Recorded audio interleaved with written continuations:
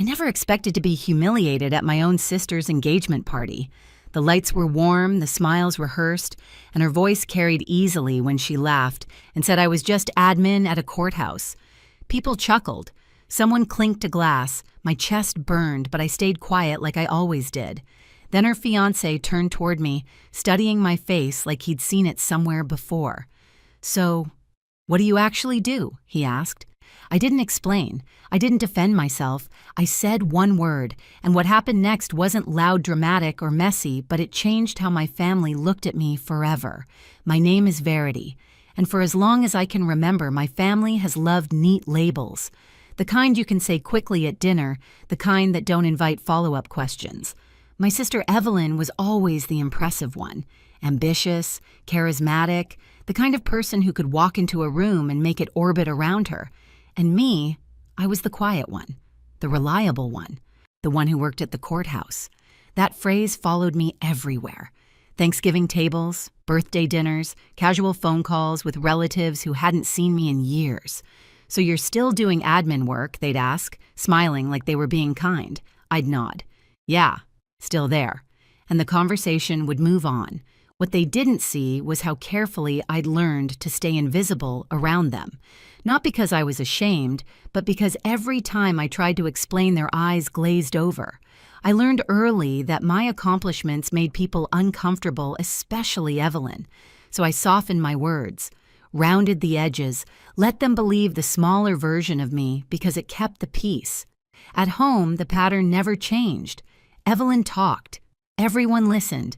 My parents leaned in when she spoke about her work, her milestones, her plans. When I spoke, forks scraped plates. Someone reached for more wine. It wasn't cruelty, it was habit. And habits are hard to break. There was only one person who ever looked at me differently, my cousin Lily. She noticed the late nights, the way I carried myself, the way my phone buzzed at odd hours. She knew the truth even when I never said it out loud. Sometimes she'd squeeze my hand under the table like she was reminding me I wasn't invisible everywhere. I told myself I didn't need validation from my family. I told myself their opinions didn't matter. But that was only half true, because every time Evelyn laughed at my courthouse job, something inside me tightened. Not anger, not yet. Something quieter, something heavier. By the time her engagement party came around, I already knew how the night would go. I'd arrive early, I'd help where I was needed, I'd smile when introduced, I'd leave before anyone noticed I was gone. I didn't expect respect, I didn't expect curiosity. What I didn't expect was to be cornered by a question that refused to let the lie survive another minute. The engagement party was exactly what you'd expect from Evelyn. Picture perfect, overdone, and carefully designed to impress. String lights stretched across the backyard like a stage sunset. White flowers everywhere. A banner with their names hung so high it felt like it was watching us. I arrived early because that's what I always did. Before I could even set my purse down, my mom handed me a stack of napkins and pointed toward the drink table. "Can you help over there?" she said, already turning away. No eye contact, no question mark. By the time guests started arriving, I'd already refilled ice twice and wiped down a counter no one had used yet. I told myself it was fine. I was used to this role. Useful. Quiet. Out of the way. Then, Evelyn arrived. She stepped out of the car, glowing diamond, catching the light as if it had its own spotlight. People gathered around her instantly. Compliments flew. Cameras flashed. Her fiancé Daniel followed close behind, polished, calm, smiling, like someone who knew how to hold a room without trying too hard. He shook hands, thanked people, listened more than he spoke. At first, he barely looked at me. Evelyn made sure everyone knew how successful he was. Big wins, big payments, big numbers that sounded impressive but blurred together after a while. My parents beamed like they'd had a hand in it. I stood near the edge of the crowd, champagne untouched, watching the same story I'd seen my whole life play out again. Then Evelyn noticed me. "Come here," she said, waving me over like an afterthought. "I don't think everyone's met my sister." She wrapped an arm around my shoulder and smiled wide. "This is Verity. She works at the courthouse." A few polite nods, mild interest. "She's just admin," Evelyn added, laughing. "Keeps things organized." Answers phones. You know how it is, someone chuckled. Another person smiled like that explained everything. I felt the familiar heat rise in my chest. The old instinct kicked in to smooth it over to stay quiet to let it pass. I looked down at my glass and took a slow breath. This wasn't new. This was just louder. But Daniel didn't laugh. He was watching me now, really watching. His smile faded just slightly. His eyes searched my face like he was flipping through memories that didn't quite line up. I saw the moment of hesitation, the pause that didn't belong. Dinner was announced and we moved to the table. I took a seat near the end, exactly where I was expected to be. Toasts were made. Evelyn soaked it all in, then she raised her glass again. Some people argue important cases, she said, nodding toward Daniel. And some people answer phones. Right, Verity. Her eyes flicked toward me, daring me to react. That's when Daniel turned fully in his chair and looked straight at me. Wait, he said slowly. Verity, what exactly do you do at the courthouse? The table went still. Every eye shifted in my direction, and suddenly there was nowhere left for the lie to hide. For a moment, no one spoke. Not because they were being polite, but because the question didn't fit the script. It hung there awkward and exposed like a wire pulled loose from the wall.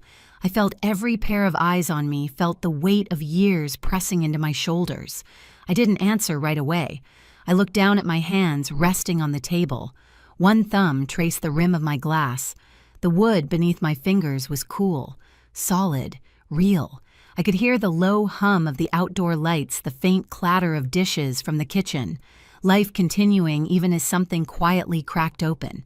In that pause, 1,000 small moments rushed in. Every holiday where I'd been asked to help set up. Every dinner where my work was summarized into a single word that made people comfortable. Every time I'd chosen silence because it seemed easier than watching disappointment flicker across my parents' faces. I remembered standing in my apartment late at night, shoes still on, rereading notes, preparing for another long day, knowing none of it would ever be mentioned at the table. I realized something then. I hadn't been protecting them by staying quiet.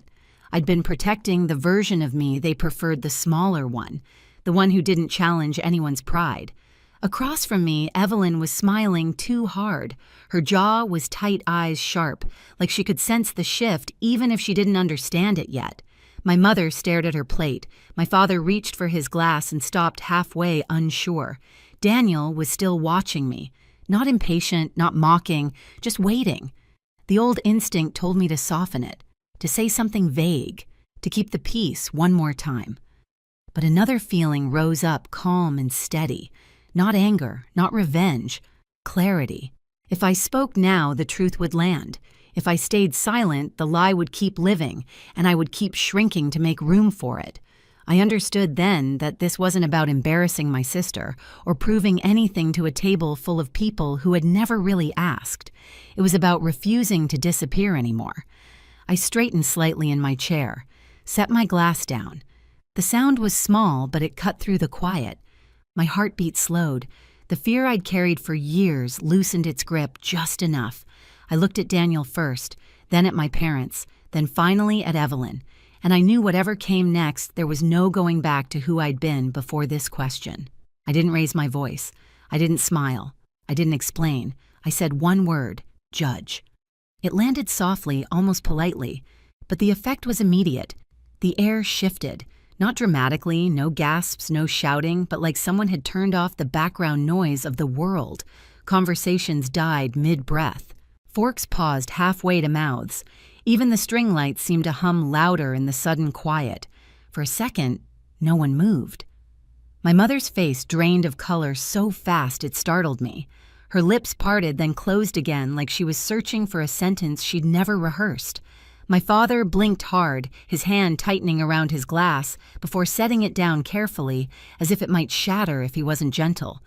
Evelyn laughed. It came out sharp and brittle.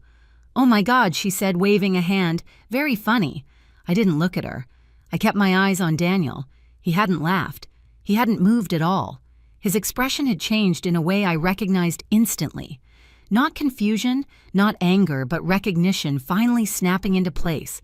He leaned back slowly, studying me, like he was reassembling a memory piece by piece. "Judge," he repeated quietly. Then his eyes widened just a fraction. "Verity, Cole," he said. "The courthouse downtown." No one breathed. "You presided over my case last year," he went on. "The one with the corporate dispute. I stood in front of you. More than once." The silence deepened heavy and undeniable now. Evelyn's smile froze. "What are you talking about?" she snapped, turning toward him. "She works admin. She answers phones. You've met her like twice." Daniel didn't look at her. "I know what admin work looks like," he said calmly. "And I know what a judge looks like." He looked back at me. "You were fair, direct. You didn't grandstand. You listened. That's why I remember." My father finally found his voice. "You're a judge?" he asked, disbelief thick in his tone. "Since when?" 3 years, I said evenly. My mother shook her head as if the word itself didn't make sense. "But you said you were assisting someone." "You said I was," I replied. "At the beginning." No one ever asked after that. That was when it hit them. Not all at once, but slowly, painfully. The realization that the story they'd been repeating for years hadn't been corrected, not because it was true, but because it was convenient, because it didn't threaten the balance they were used to. Evelyn pushed her chair back slightly, eyes darting between faces. "This is ridiculous," she said. "You let everyone believe you were admin. Who does that?" I met her gaze for the first time. "I didn't lie," I said. "I stopped correcting you." Her face flushed. "You did this on purpose," she snapped. "You waited until my engagement party to embarrass me." I shook my head. "You embarrassed yourself. I answered a question you asked in front of everyone." She turned to Daniel, her voice rising. You knew she was a judge and didn't tell me I didn't know," he said. "I never connected Judge Cole to your sister. You never said her last name. You never let her speak." That landed harder than anything I could have said. Around the table, reactions rippled outward. My uncle stared at his hands, muttering something under his breath. My grandmother reached across the table and squeezed my wrist gently, like she'd been waiting for this moment longer than anyone. "I always knew," she said softly. "You carried yourself differently." Evelyn stood up so abruptly, her chair scraped against the stone patio, the sound slicing through the stillness. "This is my night," she said, her voice shaking now. "And you've ruined it. You always do this. You always find a way to make it about you." I stayed seated. I didn't say anything. I replied calmly. "Until you mocked me. Until you reduced me to a joke in front of your fiancé and our family. That wasn't accidental. That was a choice." Her mouth opened, then closed. For the first time, she didn't have a ready comeback. Daniel stood slowly. "Evelyn," he said carefully, "the way you spoke to her." She cut him off. "Don't. You're supposed to be on my side." "I'm on the side of the truth," he said. "And I don't know how I missed this, how I let you talk about your own sister like that. That was the moment it broke. Not loudly, not explosively, but completely." Evelyn looked around the table and realized the orbit had shifted. The attention she'd always commanded wasn't hers anymore. No one was laughing. No one was defending her. Even my parents sat frozen, caught between the daughter they'd always praised and the one they'd never truly seen. "This is unbelievable," she whispered. "You think you're better than me now?" I shook my head. "No. I think I finally stopped pretending to be less." She stared at me for a long second, something raw and frightened flickering behind her anger. Then she turned and walked inside, heels striking the floor like punctuation marks at the end of a sentence. Daniel hesitated, looked at me. There was conflict in his eyes, but also respect. "I need to talk to her," he said quietly. I nodded. After they left, the table stayed silent. Champagne went warm. Plates sat untouched. My mother finally reached for my hand. "Why didn't you tell us?" she asked, her voice small. I didn't pull away, because every time I tried to be seen, I said, "You looked away." No one argued with that. And in that stillness, I felt something unfamiliar settle in my chest. Not triumph, relief, like I'd finally set down a weight I'd been carrying for years and realized I didn't have to pick it back up. The next morning, I woke up to a quiet phone and a strange sense of calm. No dread, no replaying the night in my head, just sunlight through the blinds and the steady hum of the city outside my window. Then Then the messages started coming in, missed calls, long texts, short apologies that felt clumsy but sincere, relatives who suddenly wanted to catch up. My parents left 2 voicemails. I listened to neither. Around midday, there was a knock at my door. It was Daniel. He looked tired, like someone who hadn't slept, but had done a lot of thinking. We sat at opposite ends of my couch, coffee cooling between us. He didn't make excuses. He didn't defend her. "I can't unsee it now," he said. "The way she spoke to you, the way everyone let it happen." I nodded. There wasn't anything to add. "I don't know what this means for us yet," he admitted, "but I know I can't ignore it." When he left, the apartment felt lighter. Not empty, just honest. A few days later, Evelyn showed up unannounced. No makeup, hair pulled back, the version of her that never appeared at family gatherings. We didn't hug, we didn't fight. "I was scared," she said finally, "of being ordinary, of being second." I believed her. "I'm not here to compete," I told her. I never was. She nodded slowly, like she was hearing that for the first time. We weren't suddenly close. Nothing was fixed overnight, but something had shifted. My parents started asking questions and actually waiting for the answers. Lily smiled at me across dinner tables, and for the first time, I didn't feel the need to explain myself at all. I used to think staying quiet was the same as being kind. I was wrong. Silence didn't protect anyone, it just taught people how small they could make me. The truth is, you don't owe anyone a smaller version of yourself just to keep the peace. If you've ever been there hiding your growth so others feel comfortable, you're not alone. Share your story in the comments. And if this resonated with you, hit subscribe. You deserve to be seen.